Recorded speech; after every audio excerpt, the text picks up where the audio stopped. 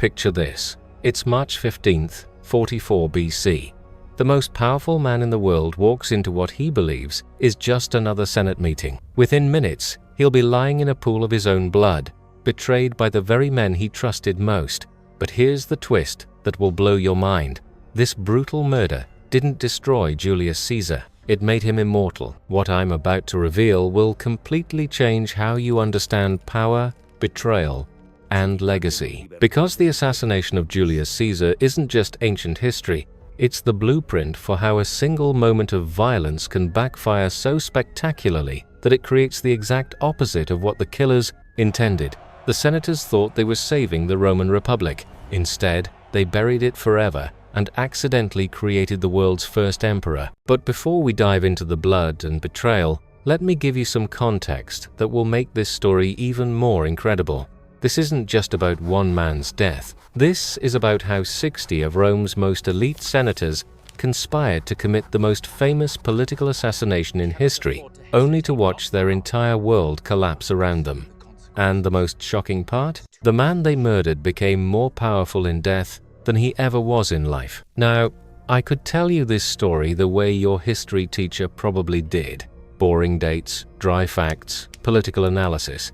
But that's not what we're doing here. What we're doing is uncovering the psychological warfare, the personal vendettas, and the strategic miscalculations that led to one of the most consequential 15 minutes in human history. Because when those senators drew their daggers, they weren't just ending a life, they were reshaping the entire Western world. The man at the center of this chaos was Gaius Julius Caesar, and by 44 BC, he had accumulated more power than any Roman in history. We're talking about someone who had conquered Gaul, crossed the Rubicon, defeated Pompey in civil war, and been declared dictator for life. But here's what makes this story so fascinating. Caesar didn't start as a tyrant. He began as a brilliant politician who understood something his enemies never grasped. The Roman people were hungry for change. See, Rome in the 1st century BC was a republic in crisis. The old system designed for a city-state was cracking under the weight of governing a massive empire. Corruption was rampant, inequality was extreme, and the traditional aristocracy was more concerned with their own privileges than the welfare of ordinary Romans. Caesar saw this dysfunction and exploited it brilliantly. He gave land to veterans, grain to the poor, and citizenship to conquered peoples. The masses loved him for it. The elite? They were terrified. This is where the psychology gets really interesting. The senators who would eventually murder Caesar weren't driven by pure patriotism, as they claimed. They were driven by fear. Fear of losing their status, their wealth, their control over Roman politics. When Caesar was appointed dictator perpetuo, or dictator in perpetuity, in early 44 BC, it was the final straw.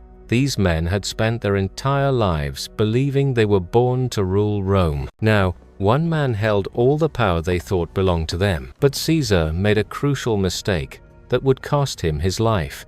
He became careless about his own security. Despite receiving multiple warnings, including that famous prophecy about the Ides of March, he dismissed his bodyguards and walked into the Senate meeting virtually unprotected. Some historians argue this wasn't arrogance, but calculation. Caesar knew about the conspiracy brewing against him, and he was calling their bluff, believing they wouldn't dare harm someone so beloved by the people. He was wrong. The conspiracy against Caesar was one of the most complex political plots in history. It began in February 44 BC with a secret meeting between Gaius Cassius Longinus and Marcus Junius Brutus. Cassius was the mastermind, a brilliant strategist who understood that to legitimize their actions, they needed more than just a handful of assassins. They needed a movement. So he and Brutus began recruiting, eventually assembling between 60 and 70 conspirators, including some of Rome's most respected senators. But here's where it gets personal, and this is the detail that makes the story so compelling. Many of these conspirators owed their positions to Caesar himself. Marcus Brutus, the most famous of the assassins, had been pardoned by Caesar after fighting against him in the civil war. Caesar had treated Brutus almost like a son, even rumoring that Brutus might actually be his biological child. Decimus Junius Brutus Albinus was another Caesar had favored. granting him governorships and military commands. These weren't Caesar's enemies striking back. These were his protégés, his friends, his family members turning against him. The betrayal runs even deeper when you understand Caesar's relationship with these men. He had shown them mercy when he could have had them executed. He had elevated their careers when he could have destroyed them. He had trusted them with his life when he should have been watching his back. This wasn't just political assassination. This was the ultimate betrayal of trust, friendship, and paternal affection. The location chosen for the assassination was loaded with symbolism that the conspirators couldn't resist. They decided to strike during a Senate meeting at the Theatre of Pompey, the very building named after Caesar's greatest rival, whom he had defeated in civil war. The irony was perfect in their minds. Caesar would die in a building dedicated to the man he had destroyed. It was their way of saying that Caesar's victims were getting their revenge from beyond the grave. On the morning of March 15th, everything seemed to align against Caesar. His wife Calpurnia had nightmares about his death and begged him not to go to the Senate. The horospex Spurina, who had originally warned him about the Ides of March, crossed his path on the way to the theatre. Caesar joked with the seer, saying, "Well, the Ides of March are come," implying the prophecy Ha Spurina's been wrong. Chilling response was, "Aye, they are come, but they are not gone." But Caesar pressed on, driven by a mixture of political necessity and perhaps fatal pride. He had called this Senate meeting himself, and cancelling it would have shown weakness. In Roman culture, backing down from a challenge, even an implicit one, could destroy a leader's credibility. So Caesar walked into the Theatre of Pompey, completely of the most famous murder in history. What unaware that he was about to become the victim happened next lasted only minutes but changed the world forever. As Caesar took his seat, the conspirators surrounded him under the pretense of presenting petitions. Tullius Cimber grabbed Caesar's toga and pulled it from his shoulders, the signal the assassins had been waiting for. Then the knives came out. The attack was frenzied and chaotic. Approximately 60 senators rushed Caesar with daggers drawn, each wanting to participate in what they believed would be remembered as the liberation of Rome. Caesar fought back initially, but he was overwhelmed by the sheer number of attackers. According to ancient sources, he received 23 stab wounds, though only one was fatal. The moment that has echoed through history came when Caesar saw Marcus Brutus among his attackers. The ancient sources vary on his exact words, but the sentiment is clear: the shock and heartbreak of seeing his beloved protégé among those trying to kill him. Whether he said "Et tu, Brute," as Shakespeare immortalized, or simply pulled his toga over his head in shame, as some sources suggest, the emotional impact was devastating. Caesar collapsed at the base of Pompey's statue, the blood from 23 wounds pooling beneath him. The conspirators stood over his body, daggers still dripping, believing they had just saved the Roman Republic. But as they looked around the Senate chamber, something wasn't right. There was no cheering, no celebration, no sense of liberation. Instead, there was only silence and the growing realization that they had just made the biggest mistake in Roman history. The aftermath was immediate and catastrophic for the conspirators. Within hours, word of Caesar's assassination had spread throughout Rome, and the reaction was nothing like what Brutus and Cassius had expected. They had assumed the Roman people would celebrate the death of a tyrant. Instead, the streets erupted in rage. The mob that gathered in the Forum wasn't cheering for the restoration of the Republic. They were demanding vengeance for their fallen champion. This is where the conspirators' fundamental miscalculation becomes crystal clear. They were so trapped in their aristocratic bubble that they completely misread the political climate. To them, Caesar was a tyrant who had destroyed the traditional Roman system. But to ordinary Romans, Caesar was the leader who had given them land, jobs, entertainment, and hope for a better future. When news of his murder reached the streets, it wasn't seen as liberation. It was seen as the aristocracy literally stabbing the people's champion in the back. The conspirators had spent months planning the perfect assassination, but they had spent exactly 0 minutes planning what to do afterward. This wasn't just poor strategy, it was political suicide. They had no alternative government ready, no plan for maintaining order, no vision for what would replace Caesar's system. They simply assumed that killing Caesar would magically restore the Republic to its former glory. It was the kind of wishful thinking that gets people killed in politics. Mark Antony, Caesar's loyal lieutenant, immediately recognized the opportunity the conspirators had handed him. While Brutus and Cassius were congratulating themselves on their successful murder, Antony was already mobilizing Caesar's supporters and positioning himself as the fallen leader's political heir. He negotiated a temporary truce with the conspirators, agreeing not to prosecute them in exchange for validating all of Caesar's political appointments. On the surface, it looked like compromise. In reality, Antony was buying time to organize his counterattack. The turning point came at Caesar's funeral, and this is where the story takes a truly dramatic turn.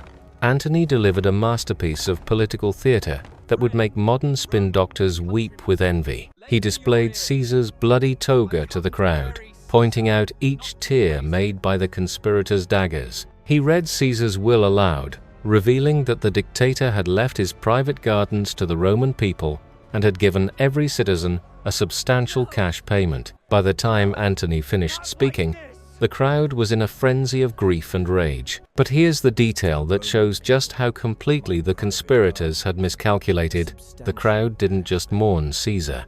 They began hunting down anyone associated with the assassination. The conspirators had to flee Rome for their lives, abandoning the very city they claimed to have liberated. Brutus and Cassius ended up hiding on the Campus Martius, then fleeing to the hills outside Rome, then eventually leaving Italy altogether. These men who had seen themselves as heroes were now refugees in their own empire. Meanwhile, something extraordinary was happening in the Roman Forum. At the spot where Caesar's body had been cremated, people began leaving flowers, making offerings, and treating the site like a shrine. They weren't just mourning a dead leader, they were worshipping him.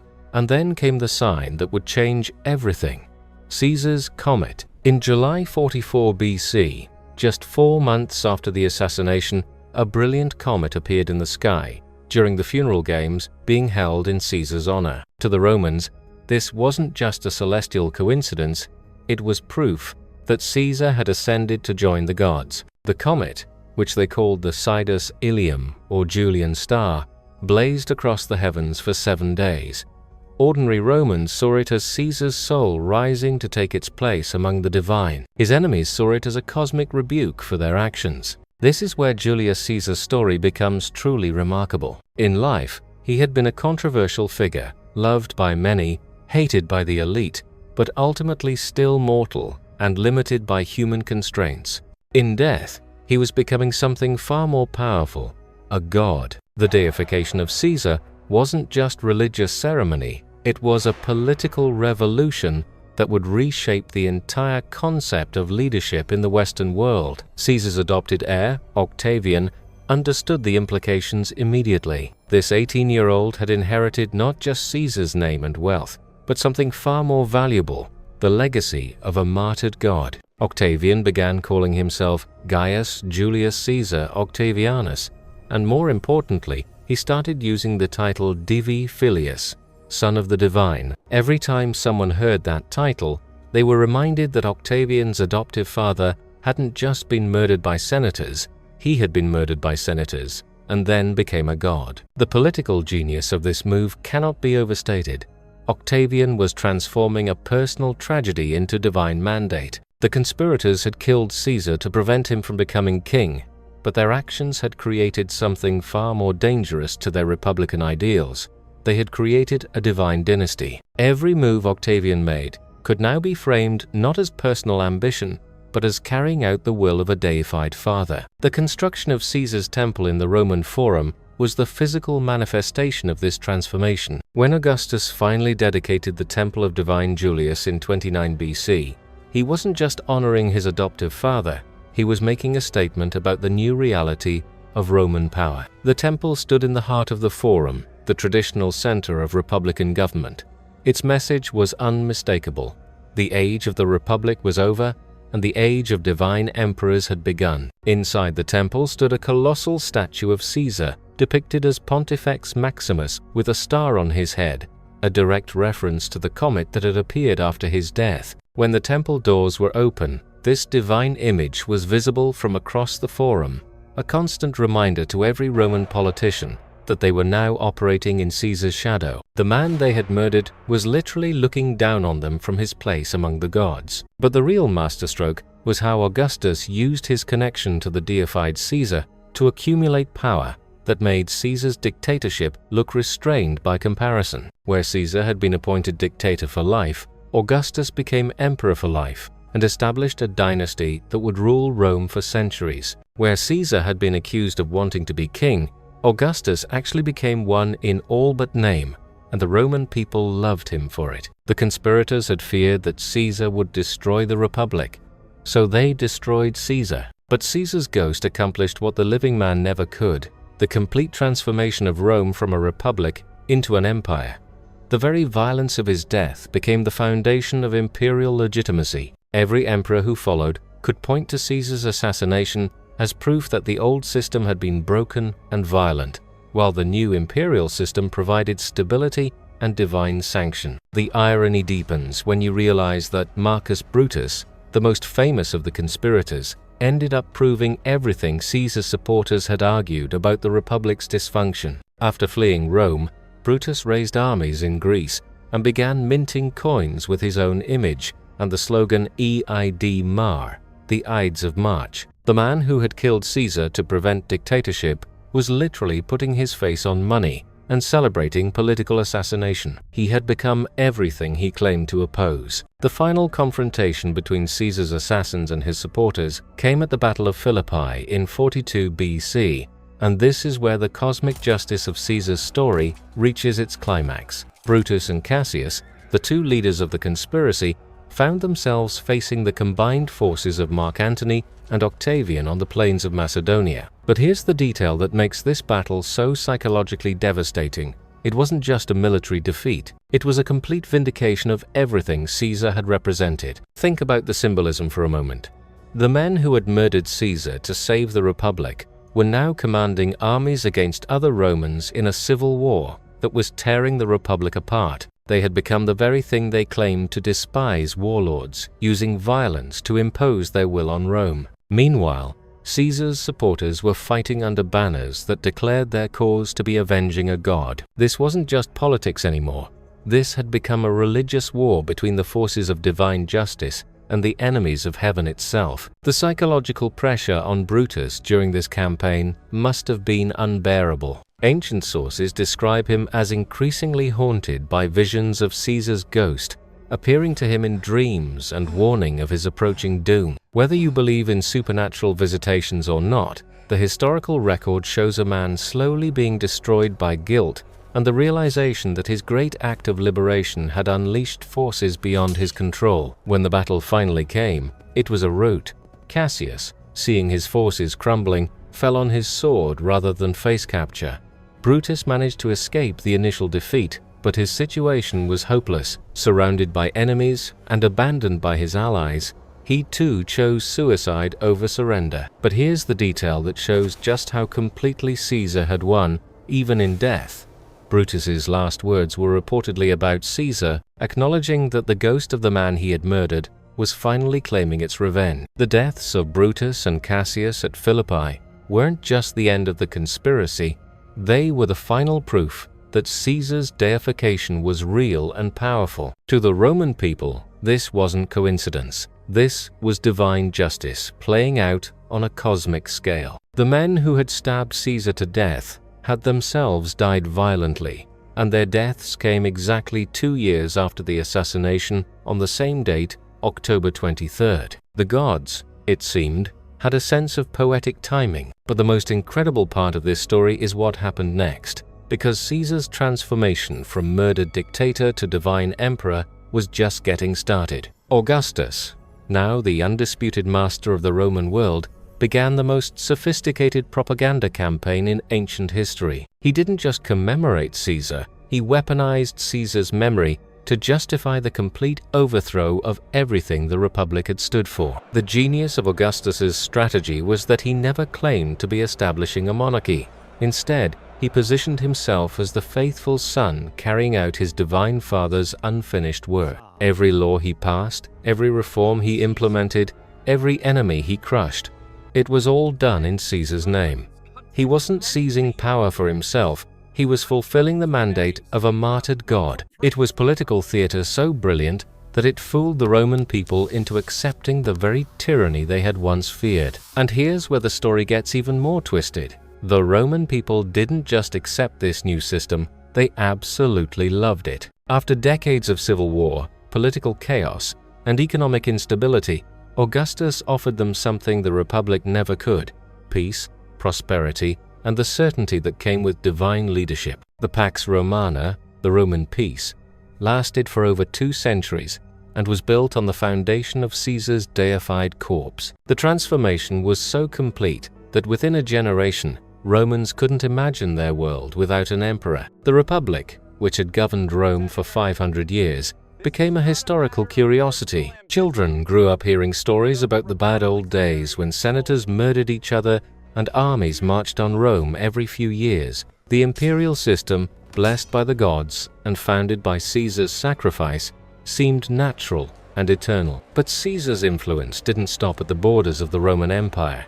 His name became synonymous with supreme power itself. Kaiser in German, Tsar in Russian, Caesar in English, all derive from the name of the man who was stabbed to death in the Theatre of Pompey. 2,000 years later, we still use his name to describe absolute rulers. The conspirators wanted to erase Caesar from history. Instead, they made him immortal in the most literal sense possible. The cultural impact goes even deeper than political titles. Caesar's assassination became the template for every great betrayal story in Western literature. From Shakespeare's masterpiece to modern political thrillers, the basic pattern remains the same: a powerful leader, trusted friends who turn against him, a moment of shocking violence, and consequences that spiral far beyond what anyone intended. The Ides of March aren't just a date in ancient history, they're a permanent part of our cultural DNA. Shakespeare's Julius Caesar, written over 1,500 years after the actual assassination, captures something essential about power and betrayal that still resonates today. The play isn't really about ancient Rome. It's about the eternal human struggle between personal loyalty and political idealism, between pragmatic leadership and moral purity. Brutus, in Shakespeare's version, isn't a villain. He's a tragic hero who makes a catastrophic decision based on noble principles. Sound familiar? It should, because variations of this story play out in political systems around the world every single day. Modern audiences watching Julius Caesar don't see ancient Romans in togas, they see contemporary politicians wrestling with the same impossible choices that destroyed Brutus and created Augustus. Should principled people use violence to stop a leader they believe is becoming tyrannical? What happens when the cure becomes worse than the disease? How do you preserve democratic values in a system that seems to be failing?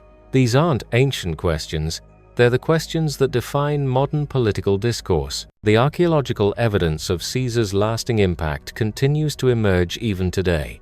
In 2012, Spanish researchers announced they had discovered what they believe is the exact spot where Caesar was murdered, a concrete structure at the base of the Theatre of Pompey that may have been erected by Augustus as a condemnation of the assassination.